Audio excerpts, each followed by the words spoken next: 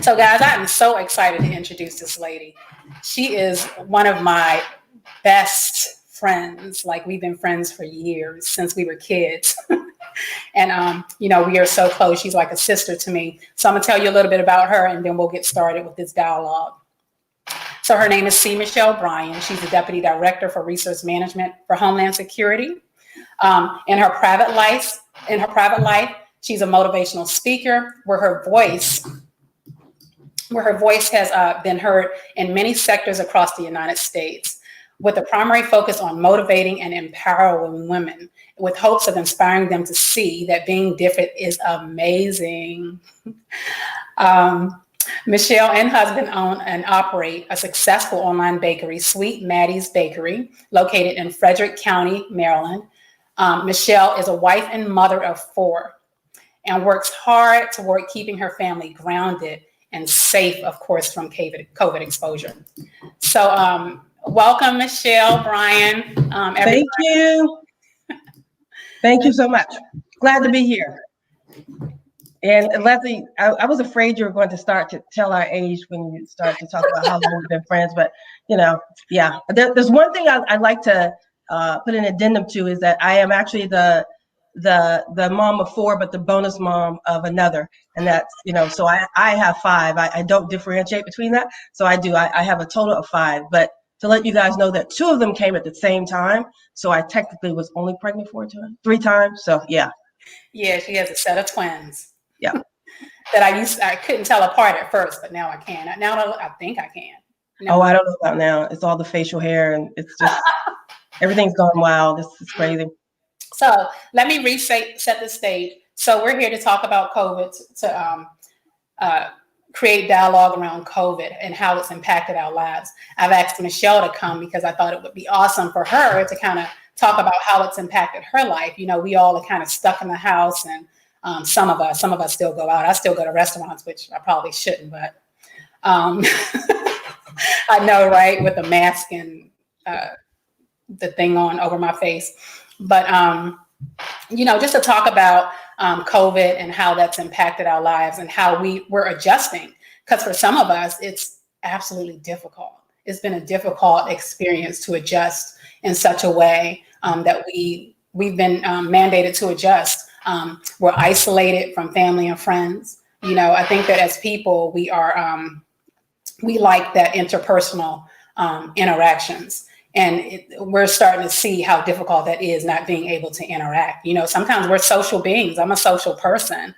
And I've noticed that, since I've been down here in North Carolina alone, because my family is back home in Maryland, it's been a bit challenging for me, 100% telework and not being engaged with friends that I've met, at the VA. And, it's been challenging for me. So I wanted to create that dialogue around this. Michelle, what are your thoughts? How has COVID impacted you and your family? Well, it's been an emotional roller coaster. And I say that it's been, up and down in terms of my ability personally to be able to pivot from a work environment where I would spend 2 hours on the road in the morning and another 2 hours on the road commuting. So my day would start, at on the road at 7, and I wouldn't get home till 9 or 10 o'clock at night. So that has been my norm for many years, traveling. We have a national footprint in my agency, so traveling was a big part of what I did. And so it was an opportunity for me to kind of reset. But at the same time, I am so accustomed to actually being engaged in doing something and looking for results and end state that the COVID environment forced me to kind of decompress and slow down. And some would say, well, that's great, that's easy. Well, it wasn't that easy for me because I'm not one that understands, or at least takes the time to kind of slow down. And in the COVID environment, when you can't leave your home and when you are, I don't want to use the word stuck, but when you are afforded the opportunity to be with your family day in and day out, then you're forced to really think, you're forced to have to sit and think about where you are in your life you're forced to have to sit and think about, what is it that I would have been doing and what is it that I can do in terms of the time that's been allotted to me. So emotional being, what do I do with all this time? The 4 hours a day plus the weekends reading papers and notes and policy. What do I do with all of this time that I'm no longer on the road or in the office for 9-10 hours a day? So that for me has been the biggest challenge was pivoting and the emotional roller coaster. But here we are a year in, and I think that I can speak on the ups, the downs, and where I am now. Right. Yeah. Because you're in a demanding role, deputy director for Homeland Security. You're in a quite demanding role. So how, when we first heard about COVID and they started making adjustments inside of work, how was that for you and your family? Because like I said, you're in a demanding role. So the kids were they in the beginning of school? I think they were just out of school. So we're coming up on a year in this, right? Yeah, we're coming up on a year this month. So I tell you a story. Before COVID hit, maybe 2 weeks before COVID, we were, quarantined home. I had decided to take a break from work. I was going to literally take, and no one believed it because I've been saying it forever. I was going to take 6 weeks off and I was going to concentrate on a number of things. And then COVID hit and I'm thinking, well, why am I going to take 6 weeks off? Things are changing at work. They really need me. So I decided to go back to work. So I had maybe about 2 weeks off before COVID. And I am in a demanding job. So here we are in an organization where my responsibilities, are to provide resources to the men and women in law enforcement to ensure that they have the ability to do their jobs, because it doesn't change. COVID doesn't change our responsibility as a department to continue to protect the homeland, right? So how do I pivot? How do I get my staff to pivot? We have a workforce, that is nationwide. So even in the territories, American Samoas. So how do I get my team to pivot in an environment like this? Was really, how do we stay connected? And even today, we still have challenges. But I think it's the mission of the organization that really forced us to continue to stay engaged and understand what the importance of our job was. Right. It also forced a lot of my managers, supervisors, and leads to understand that our jobs aren't necessarily defined by the location. And we were able to be successful in operating outside of the Washington, D.C. area because many folks went home to stay with parents or took some time and just went on a vacation and worked from a remote location. So I think that we've been pretty successful in DHS as a whole in making that happen. Right. That brings me to another question with that. You said, because I was in federal government as well, worked at the FBI for 25 years. So, we're 24/7 service. We don't stop. Right. Right. Yeah. But, I would imagine that it's a bit difficult, challenging for people that, their kids are, now staying home and they have to work. Right. Yeah. Do you face that challenge as a manager? I do, because I'm in meetings. I think my family assumed that, okay, I'm home, so it's going to be very different. What they did get an opportunity to see is that when they would often text me at work or call, and my response would immediately be, I'm in a meeting. They says, you can't be in that many meetings. So they've had an opportunity to see, because I call it the fishbowl. My what was supposed to be my library has turned into, my lounge has turned into my office. And it's all one and the same, but they've had an opportunity to see, mom is actually tied to, her phone, literally, 10, 12 hours a day.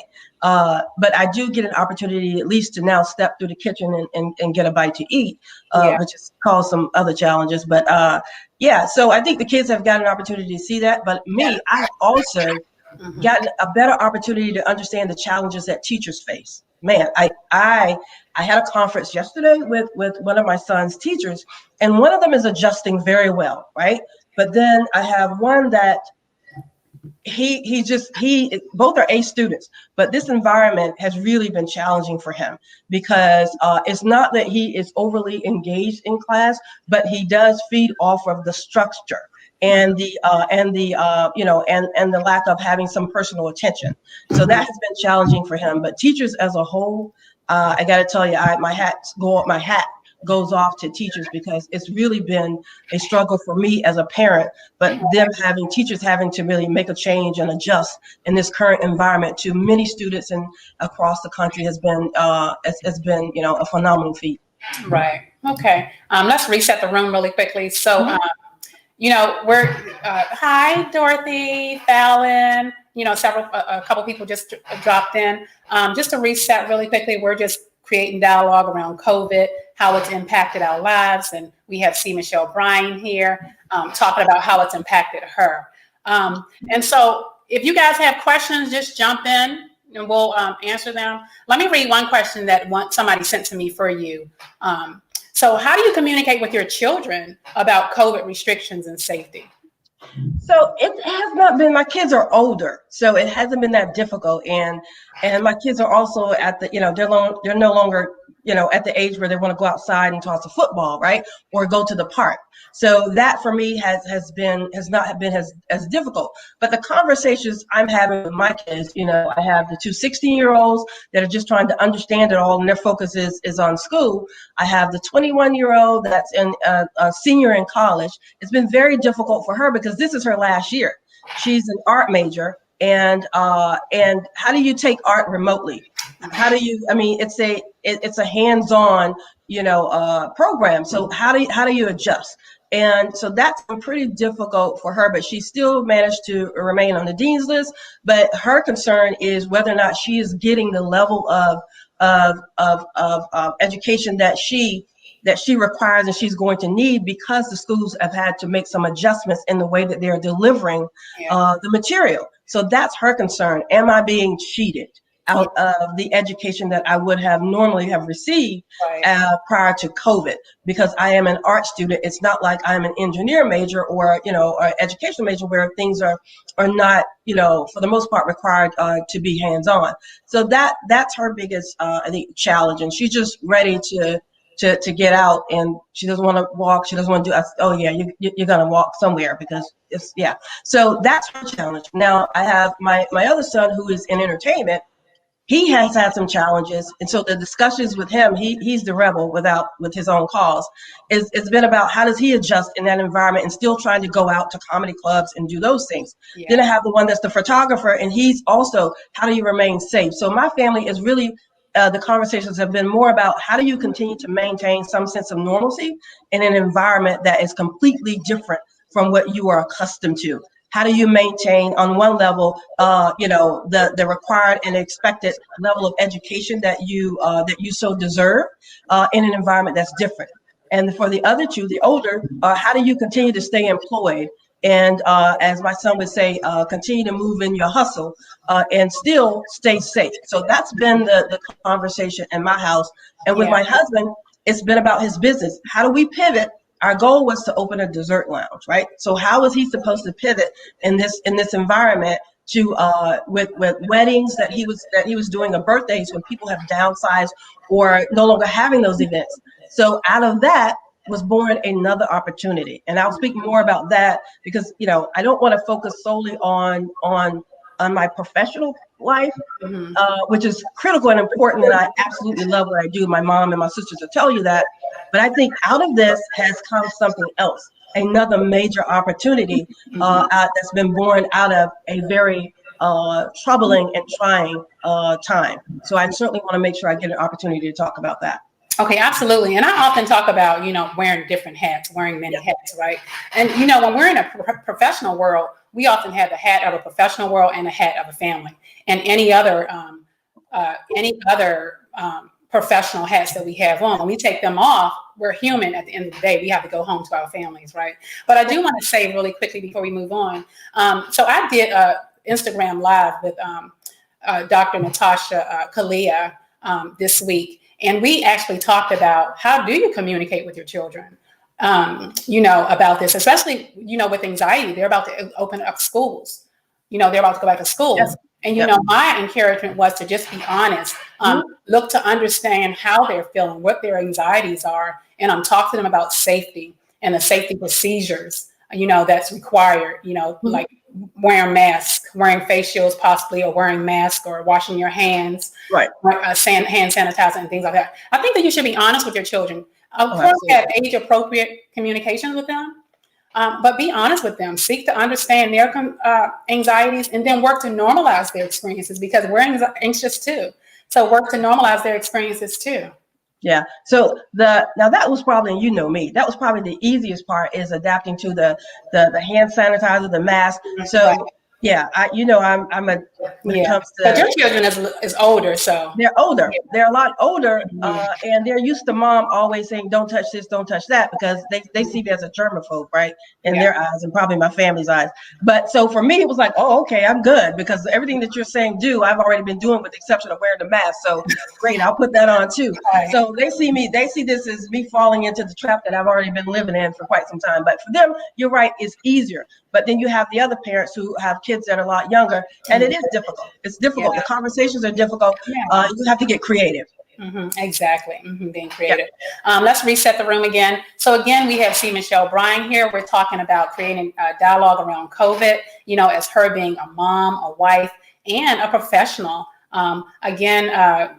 Several people have entered the room. If you have questions for Michelle, just reach out. Hi, Deani, Priscilla, welcome. Thanks for joining. Again, if you guys have questions, this is a great topic. Around COVID, because we all have anxieties. We don't know where this is going to go.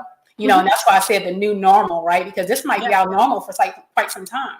I will go back to children because I had questions about that actually today. Maybe you can give some advice as to how to keep the kids active and not bored, how to keep them engaged, because a lot of folks, ask questions about not being in school, not being around friends. It's taken a toll on kids. How do you work to, keep your children engaged? I know they're a little older, but they're still young enough to be, miss that interaction. Yeah, and I think what we've tried to do, it may be a little the opposite, right? Because they're not bored, but what we have tried to do, my husband and I, is really get them to spend more time with the family. Because at that age, they have the whole setup, the gaming system, everything else that's really at their fingertips.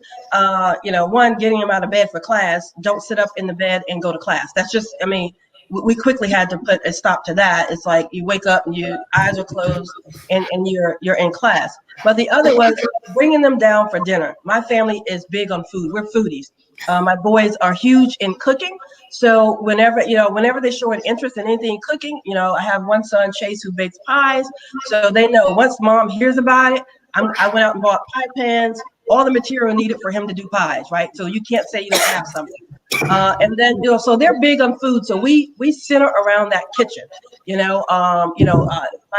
One of my sons made homemade lasagna last night. So for Christmas, what I bought him, because he had been experimenting with pasta, I bought him a pasta machine to make his homemade pasta. So he made all of the lasagna for the pasta, the sauce, and everything to go with it, everything from scratch. So when I see that they have an interest in something, I give them the tools needed. So it takes them away from the gaming systems and put them in the room, in the environment with all of us, so that we can have a conversation, because it doesn't happen that often. But if I can find something where we all like and have an interest, and that is food, then our conversations are that much richer, and our time spent together is that much longer. Right. Excellent. Yeah. And what's interesting is because, you're professional. I was, we both were in that federal professional role. And we work so much that now that we've been being made to stay home, I've had people say, I don't know what to do. Yeah. I'm home teleworking, I'm home from work, or, I'm home with family all the time. What do I do? So that's a good point that you're saying, that you bring the family together and be creative with bring together activities, which brings me to the next question. And someone asked, and this is a excellent question: how do you create space in the home between you and your family and allow me time? And that's a great question, Michelle, because and that's a great, because when I was in a VA, we talked about because we anticipated that conflict and domestic abuse and violence and et cetera was going to be on the rise, because now you're forced to stay in a home with each other. How do you create that space in the home? even between the family and also with work, because everything is blending together. Everything, like I said, this room that I'm in, I originally designed this room. It was going to be my library, where I come in and have a glass of wine, read a book, and all these things. Well, now with the kids, us having to make them come out of their rooms to go to class, everybody's down, and I'm in an open house, so everything carries. So I've been forced to kind of move to another location so someone can have this space and that space. So for me, and I think many mothers and dads, we gravitate toward the bathroom time. It's like the bathroom is where we go and say, okay, I'm about to take a shower, and we're in there for like an hour. My husband's like, what's going on here? So it's either you take 2 hours shower. No, I am literally trying to grab moments for myself. So whether it's getting up earlier than everyone else, especially on the weekends, and literally sitting down and having some time for yourself. I get up in the mornings and I'm listening to my prayer. I'm listening to those things that are going to feed my soul, which is really how I start my day, because what you feed yourself and how you set the tone for the rest of the day, and how you start the day. I no longer start the day with the news on, because again, that would set the tone for my whole day, whether I knew it or not. And I don't go to bed with the news on, because again, then that sets the tone for the rest of the night. But I find moments earlier in the morning, or whether in the summertime, when the weather's good, I go outside and I sit on the porch and I watch the sunset, or I get up in the morning and I watch the sunset. So those are times that add up, right? So if you're looking for big blocks, you may not be able to get that. Right. But what you can get and create are moments that satisfy your soul, that recharge you for the next 2 hours, and then you grab another moment until you can grab 3 to 4 hours. And I had a friend that also, what she decided to do was say, I'm just going to go in for the weekend and get a hotel, and a room by her and her husband, maybe spend some time at the beach. And it was, in isolation. They didn't have to go out to the markets. They rented a house, and that was them for that time. And those are some ideas that other families are doing as well, when you want to either stay together or you want some downtime. But you got to grab the moments, because they add up. Yeah. And that's a great idea, because for just to get out of the house, sometimes I'll just get in my car and just drive. Let me tell you, I've been driven all over Fayetteville. and the fall is beautiful, right? The fall is, it's wintertime. I know the road is snowing here, but it's beautiful to, depending on where you live, to go and explore an area that you have that you don't get it, that you never experienced or have been exposed to in your town or in your city. Take a drive. Are you in the car? Absolutely. But this is an opportunity to enjoy the environment that's around you. Explore nature, even from your car. If you're in the market to just look and see what another neighborhood looks like, go and look at the different architecture. What is it that helps you to calm, but also remain calm? It gives you peace, but it's also entertaining. There's just a multitude of ways and things that you can do. Right. Hi, Vicki. Thank you. Hi, thank you so much. Thank you. Just resetting. We're talking about COVID, creating that dialogue around COVID with Michelle Bryan here. And this is a great discussion. But actually, I was going to say, you brought something to my attention. Creating an opportunity. I think that, COVID and the impact that it has had on us has put people at risk for depression, anxiety, and things of that sort. And you talked about using this as an opportunity to get family time back, or as an opportunity to, be engaged in other ways, right? What would you tell viewers about coping? Like, we talked about self-care a little bit, but being able to cope to keep yourself grounded.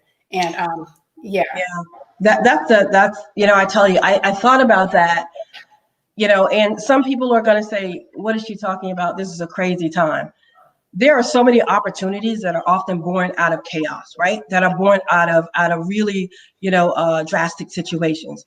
And I think this has given me an opportunity to decompress, to really focus on my family. I talked earlier about my job really required me to travel quite a bit.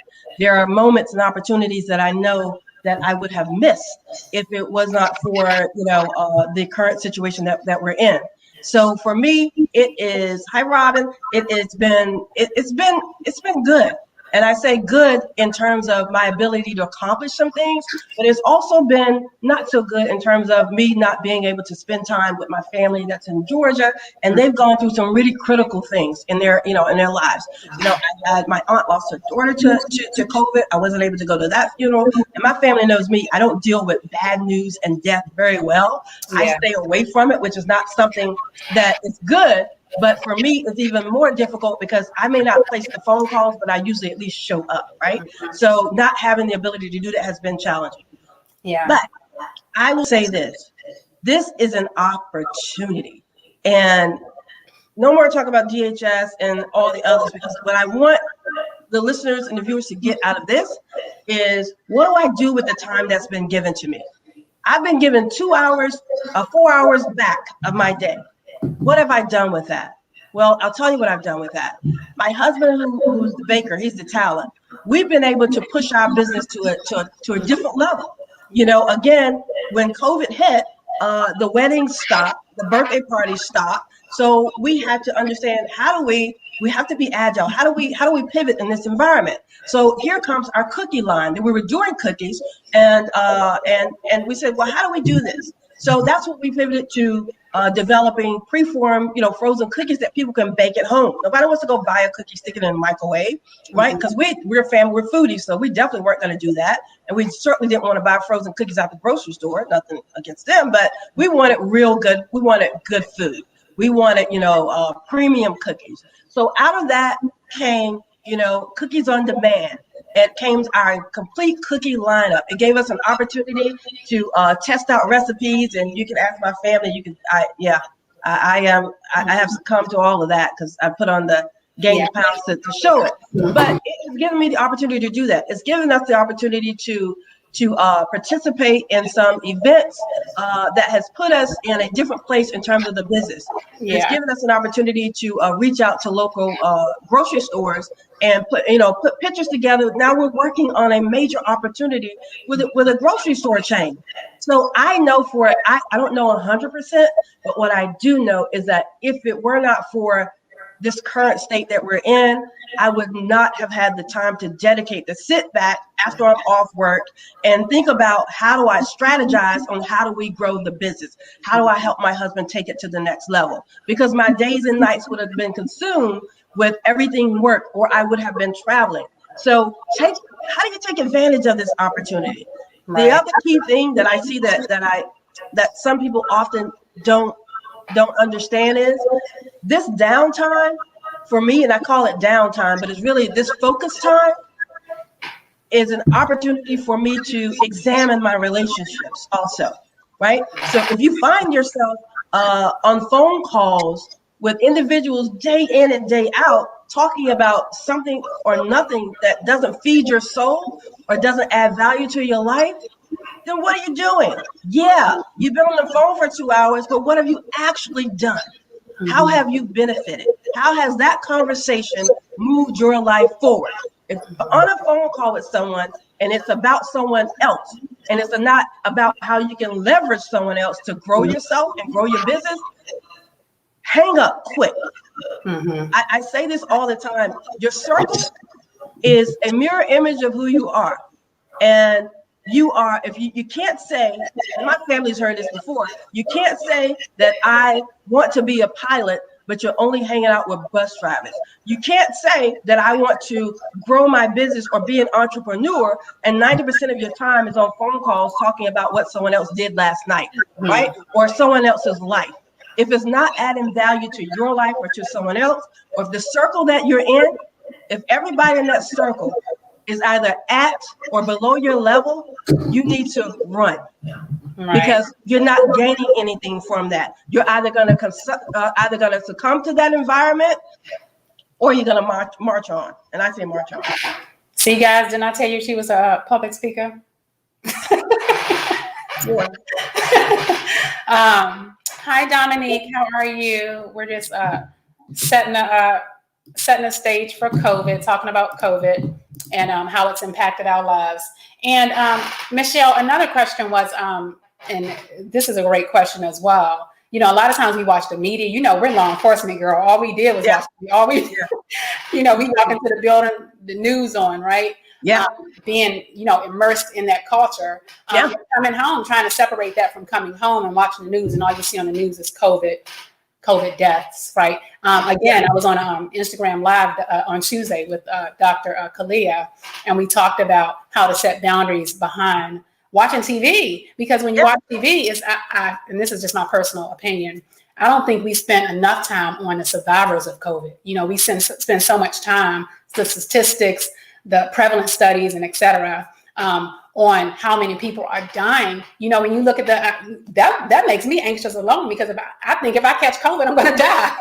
Yeah. You know, but, you know, not focusing enough on those survivors. So how do you set boundaries in your home around watching TV, watching the news? Yeah, and I mentioned this earlier. It's key to really control what you consume, right? Because what you are exposed to and what you're fed determines what you grow into.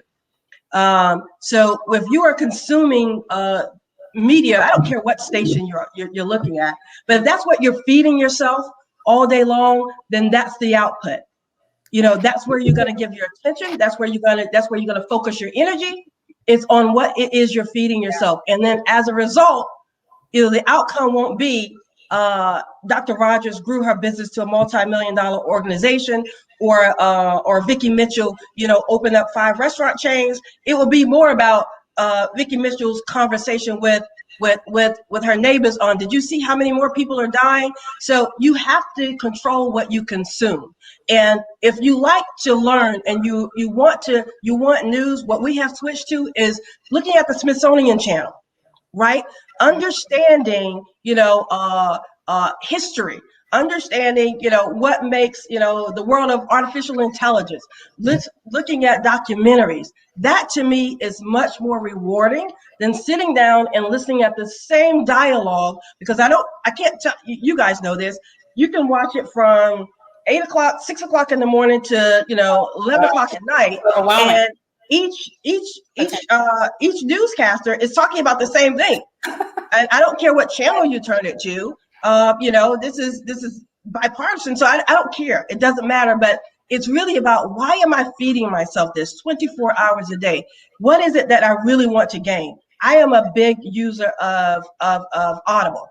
I listen to my books. I get in here and I have Audible on, and I'm listening to my books. I have blankets if I want to just try to understand something in moments. But it's really, what are you feeding yourself? I want to go back to a quick second about what is it that you can do. Some people are asking, and I hear the question, well, what am I supposed to do? I mean, I'm a teacher, or I am, you know, I've been a teacher most of my life, or I've been a bus driver, or I've been, you know, I was in the food industry most of my life. So teachers, are you kidding me? If you are out of work as a teacher, this is a golden opportunity for you to become a standalone, you know, contractor. You know, it amazes me at the opportunities that exist. If I am a teacher, you just heard me talk about the challenges that teachers are facing, kids with online learning, not being able to adapt. So how are you could be writing curriculum for online delivery. You could be writing curriculum, or even putting your services, tutoring students, online. And because some kids need that one-on-one. You don't necessarily have to go to homes. You can be working with universities to write curriculum, or, you know, to make adjustments to how they deliver education. It's just so much opportunity out there for you guys to take advantage of. It doesn't have to be that because you're no longer in a physical setting like the classroom, that you aren't able to deliver your same material. You just have to understand, how do I deliver this in a different way? And not that different has to be, well, it is a matter of, just, I guess, doing something because I don't have access to everything that I need, or that you're settling.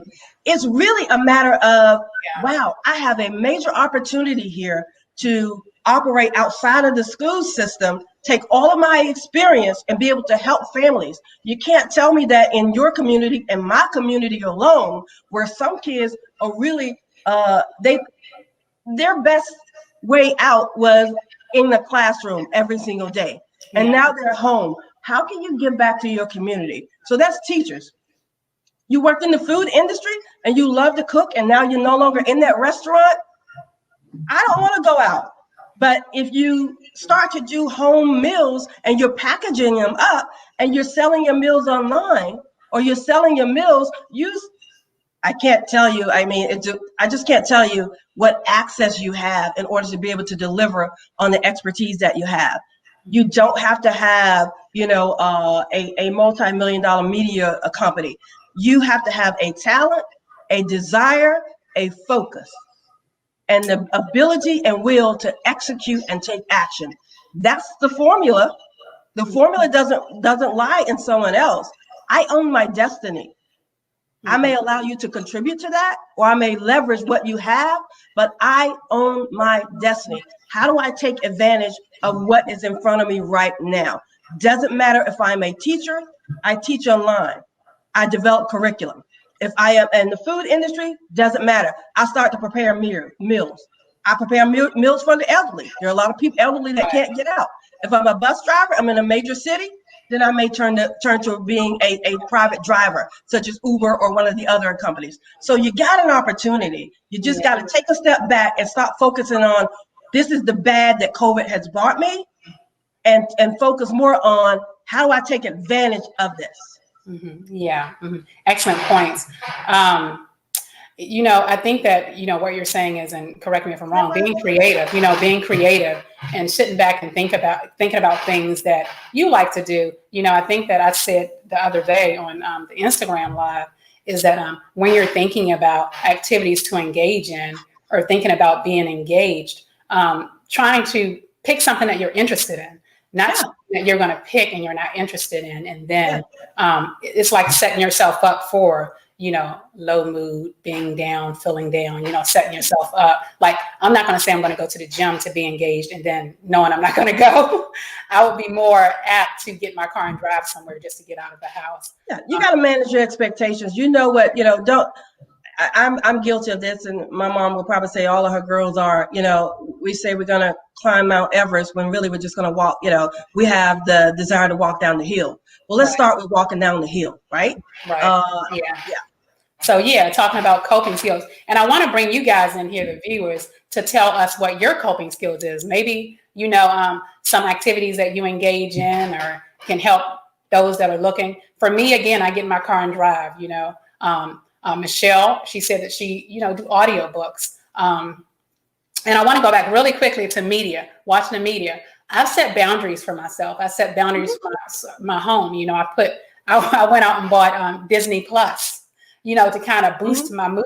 I had Mike Katea on Facebook Live not too long ago, and he talked about humor, using humor to kind of boost your mood and boost your, level of happiness and so forth. So, I went out and purchased Disney Live just to kind of not look at the sad, depressing things over and over again, because then I tend to get down myself.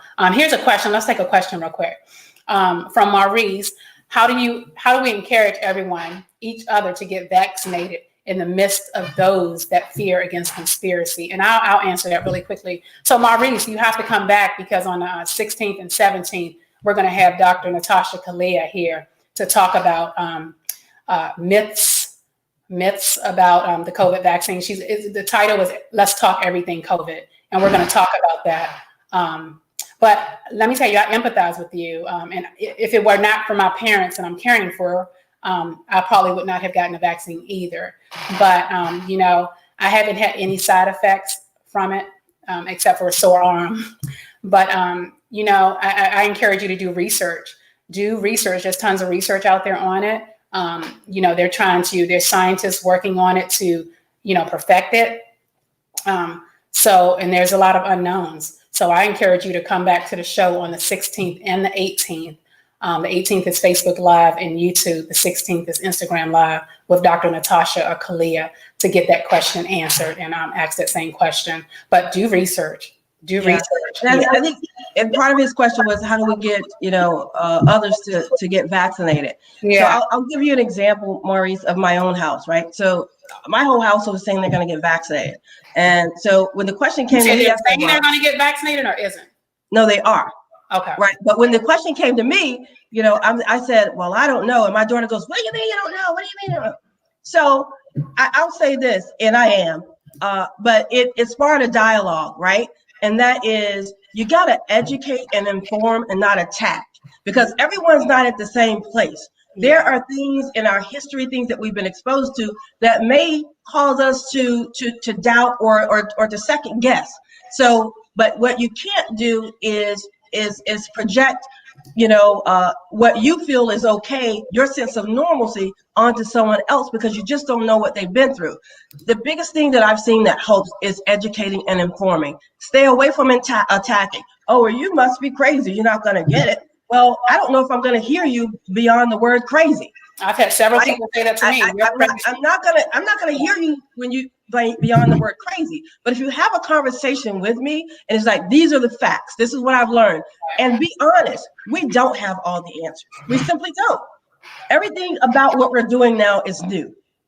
So we don't have all the answers. We don't know the long-term impact or effects. We just absolutely don't. But what we do know is what the benefits of taking the vaccine is today.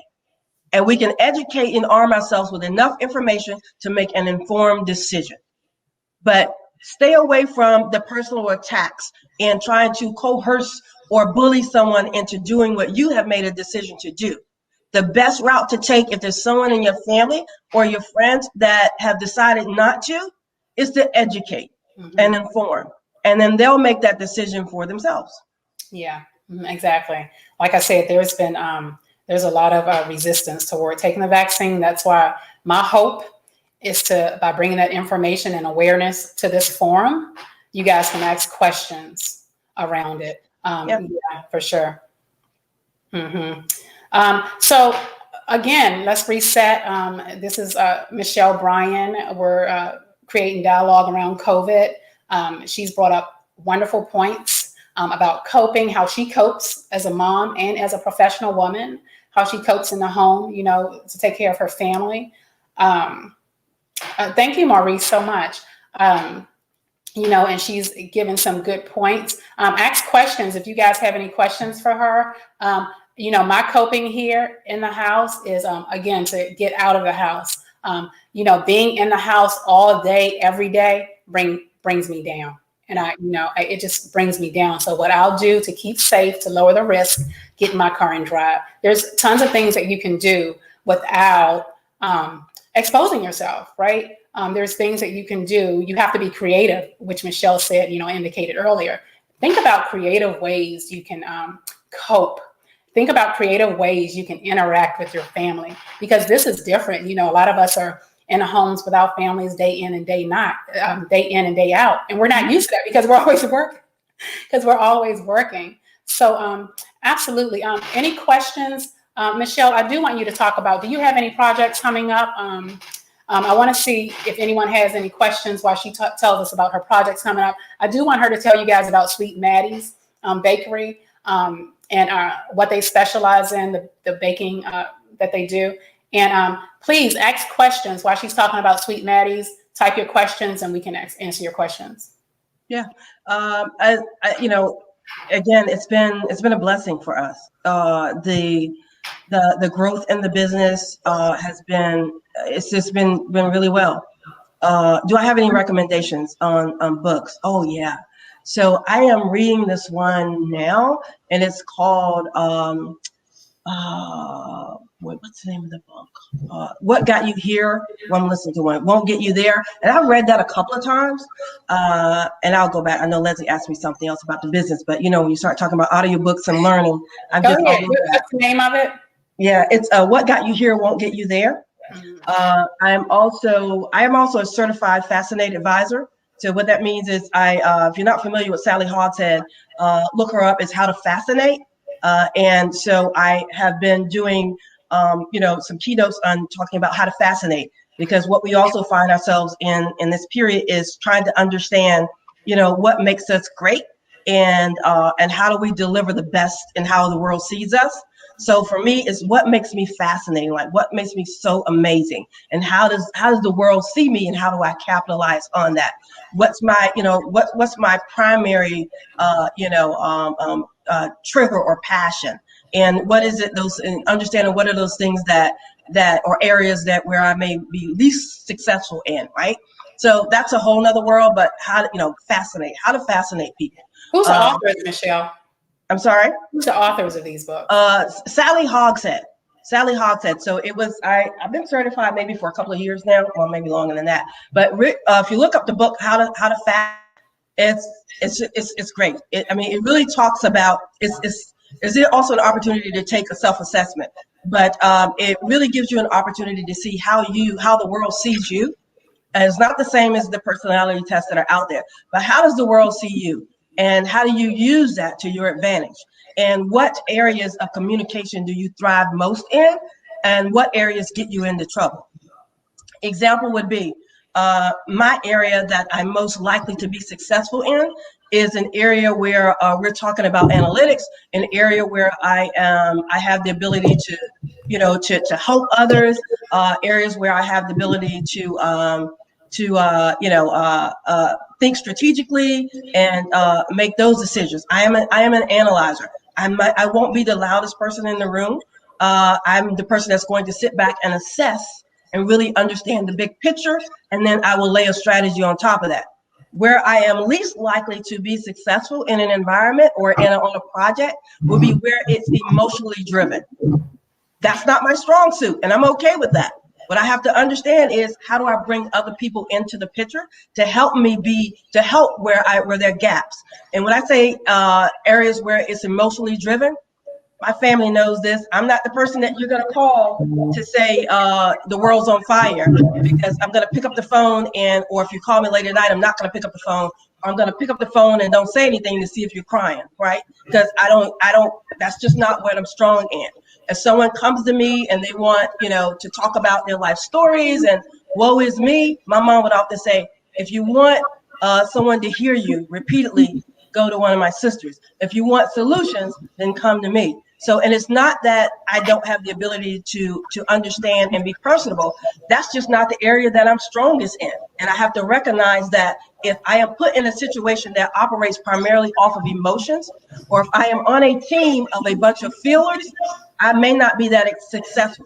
But if you put me and I am in an area where there's a diverse makeup of individuals, and it's an opportunity to understand and build a strategy, I'm going to excel. So yeah, I can talk about that all day as well. But on the business side of things, things they are absolutely going great. Like I said, we are in conversations with a major supermarket about getting the Sweet Maddies cookies in there at sweetmaddiesbakery.com. And we have an online presence that's huge, where you order the preformed cookie dough and you bake them at home. There's nothing like a. What's your specialty, Michelle? What's your specialty? Mine, Craig's. What's the what's the go-to that people often order? They go to, let's see. You mean the dessert? Yeah. Oh, we do it all, but the cookies and the cupcakes and the red velvet, which is my grandmother's recipe, and German chocolate, which is my grandmother's recipe. But the cookies have been a huge hit because people are home, and the cupcakes and they're smaller serving. So, and with our cookies, they're so big, and you get the opportunity to bake one, bake two, or what have you. Right. I did an event with a food writer and blogger out in California, and it was called Champagne and Cookies. And we had a sommelier on there that talked about champagne and wines and blueberry sunrise. Yeah, they are out of this world. That's the breakfast cookie that you can eat anytime. So it's also allowed me to connect with a lot of bloggers and food writers, so that, to understand, being an African-American, minority in that business is huge, because there's a lot of people in the food industry and not a lot of us in the, that are in retail in terms of grocery stores. So that has been a blessing in order to move us closer towards that market, and while continuing the online presence. And I think what my husband is looking at now also is moving towards selling already baked cookies. He wants to shy away from these. It's been hard for him to really make that decision, but Yeah. People have been asking for that more and more as well. So, but that's been huge. Michelle, let's answer another question, but maybe you can give out your and I don't know if we can. I don't think we can post on here, but give out your website for people to go to. You want to just say it real quick if you guys want to write it down, and then we're going to take another question. SweetMaddiesBakery.com. SweetMaddiesBakery.com, and that's named after my daughter Madison. Maddie, is that Maddy or IE? Sweet Maddies, Maddies, bakery.com. And you click on desserts on demand, which allows you to order, desserts on demand. That takes you right to the cookies. We're in the process of rebuilding that site, but it's still functional. So Theodore said outstanding cheesecake too. So let's take a question real quick because this is a awesome and question. We're on Instagram, so at Sweet Maddies. Please go over there and like and and follow and all that good stuff. So let me ask this question because we should be ending soon.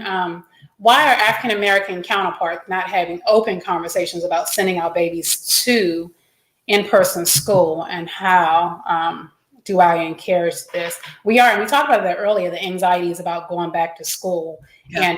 And I think some counties are going back to school, some are not. I know out here in North Carolina, we weren't talking about going back to school. I think I've asked someone that. But yeah, what do you say, Michelle? So we've had the opportunity to be on both sides of the fence. In the beginning, it was absolutely no way. And my son was like, I'm not going because I may bring something home back to you guys, and dad has asthma, all these things, right? So that was our stance in the beginning. Then we had to, like everything, you have to look, well, how can I make this work, right? It can't just be no. So the school called us because, like I said, one of my sons, he hasn't adapted very well to this environment, the online learning 100% of the time. So what the school did offer was an opportunity for him to go in twice a week, on Mondays and Thursdays, and they only allowed 8 kids in the classroom, and they had to wear a mask the entire time.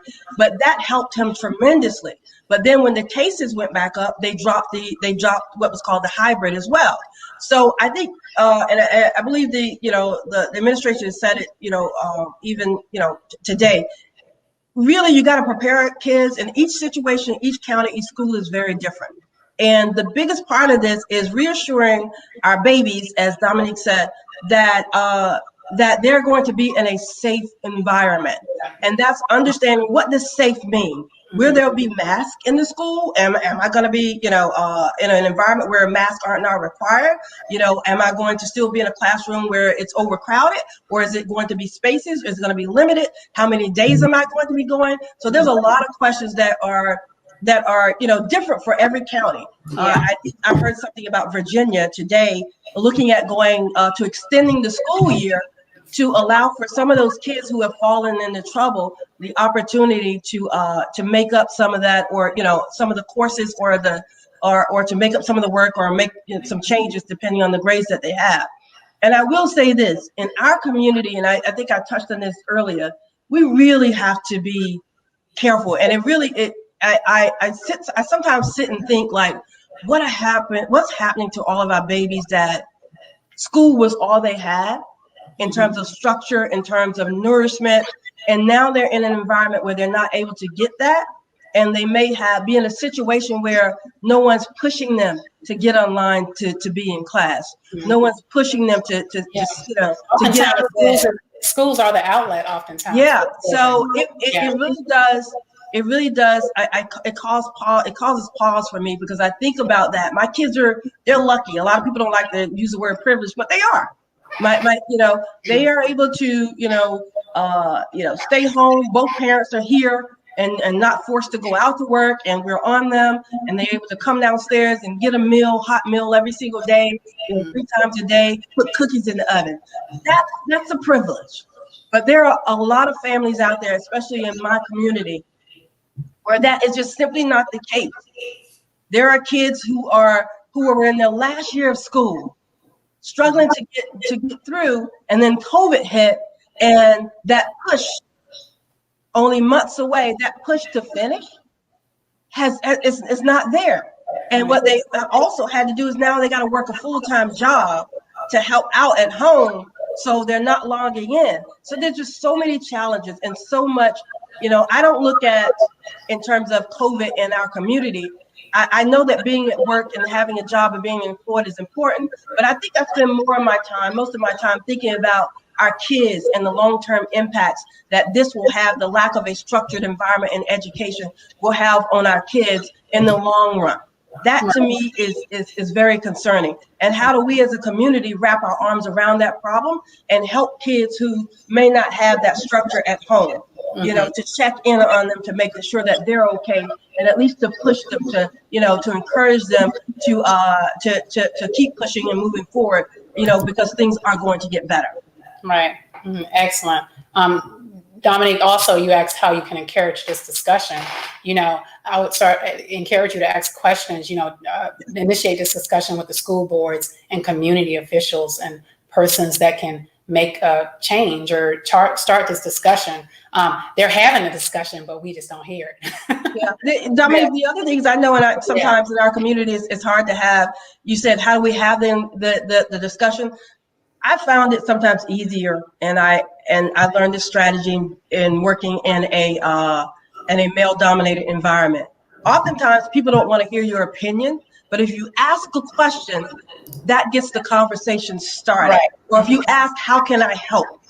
That gets the conversation started. But if you start with, here's what you should be doing, and why aren't you doing these things, then there's immediate defense or wall that's placed that shuts everything else out. And so in my community, Dominique, and I can't see your face, but start with, how can I help? Or start with, how are you doing? How is the family doing? What are you doing?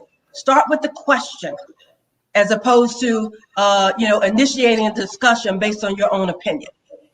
Yeah.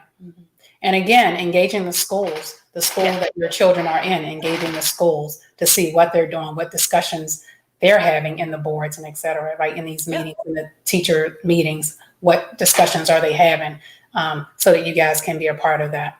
And don't wait for the school board to call a meeting. Yeah. Parents that were in your neighborhood, or parents of your other kids, get on Zoom in the afternoon or in the morning with a cup of coffee, or in the afternoon with whatever your favorite beverage may be, and start to have conversations with those parents and say, how's it going? My next door neighbor is a certified, she's a psychologist, and she also specializes and teaches kids, with autism. So I've had conversations with her about, what are you doing? How is it going? Am I asking the right questions when I talk to my kids, counselors? Should I be requiring more of them? So I have someone next door, that's able to that I can reach out to. But you got to create that ecosystem. You got to create that platform that will allow you to have the discussions and a conversation, as opposed to putting yourself in a position where you're dictating to someone. Mm-hmm. Okay. Any other questions? Oh my gosh, this was such an excellent discussion. And the bottom line is, COVID has impacted our lives in so many ways, right? We have similar experiences. They may be different, but they're similar in so many ways. Absolutely. Thank you, Dominique. Dominique says thank you. Welcome. Absolutely. Thinking about coping strategies to kind of navigate through these experiences, coping as getting out of the house somehow and walking, driving, or listening to audiobooks. Michelle said earlier, faith. You listed faith, talked about faith. Her faith, gets her through. Being creative and thinking about ways that can have you adjust to our new norm, right? Adjust to our new norm, whether it's for now or in the future to come. We're not sure. But be creative in thinking of ways that can help you improve the quality of your mental health and the quality of your healthcare, right? We talk about anxiety, stress, and things of that sort. Think of ways that can kind of engage you in self-care. What can you do for self-care? All of us is different. All of our self-care is different, I should say. All of our self-care is different. Think of something that you can engage in and that you can commit to, right? Think of something that you can commit to, right? And any other advice that you have, Michelle, before we end? Any other questions? I will say this, if I don't leave you with anything else, take care of yourself, take care of your families, check on one another, check on neighbors, check on coworkers. Even if it's just a phone call, just say, hi, how are you doing? If you aren't able to go cook for them, order them a meal via some delivery service to make sure that they're being fed. Even those families where you know the kids that may be in trouble, order some food. Send them over a pizza. You don't have to be at, you don't have to go to their homes to make sure that they're fed. But these are things that you can absolutely do. And take advantage. If I have not said this enough, you got to take advantage of the opportunity that you have been given. No matter how grim the situation looks, there is always an opportunity to grow. The businesses that you've always wanted to create, and you've always said, I don't have the time, or, and if you find yourself in an unemployed, situation, okay, this is your time. Well, I don't have the money. There is always a way to generate at least interest and to sell. With social media, I don't have a way of doing it is out the window, because everybody's an entrepreneur and everybody has a platform, right? Whether you have 5 followers or 500,000 or 5 million, doesn't matter. Make sure your voice is heard and continue to pound the pavement on that platform to take advantage of that. Grow yourselves. Take time to sit and read a book or listen to a book while you're cleaning house or while you're cooking, right? Take a drive. Take advantage of the moments, even if it's 5 minutes or 10 minutes. You may not get the 5-hour block that you so seek, but it will add up to that. You'll have the opportunity to recharge. And I say the last thing that I would say is, everybody's in pursuit of something. Everyone's looking for something. And if you got a pen, you can write this down, or a pencil, or put it in your notes. But I always say, and I think it's critical to understand this, is that in your pursuit of greatness, remember, the growth is in your journey and the execution of the greatness that you already possess. In your pursuit of greatness, you already have it. The growth is in the journey and the execution of the greatness that you already possess. Excellently said. Thank you. So let me say this, and that was excellent. And oh my gosh, I'm so glad that you came on to the segment. I appreciate you. I love you. Again, this is my closest and dearest friend, C. Michelle Bryan. Let me tell you guys, just before you go, on the 16th and 17th, Tuesday and Thursday of this month, Dr. Natasha Kalia, who's a physician, is going to come on and talk about everything COVID. The title is Let's Talk Everything COVID. She's going to give you all an opportunity to ask questions about COVID, expel any myths that you might have about COVID or the vaccine, any questions that you want to ask. So please share this, because we're going to have some good topics coming up on Food to Talk Thursday, Food for Thought Thursday with Dr. Rogers. I appreciate you all. Thank you guys for coming, making this a wonderful experience. And I look forward to seeing you next week, next Thursday.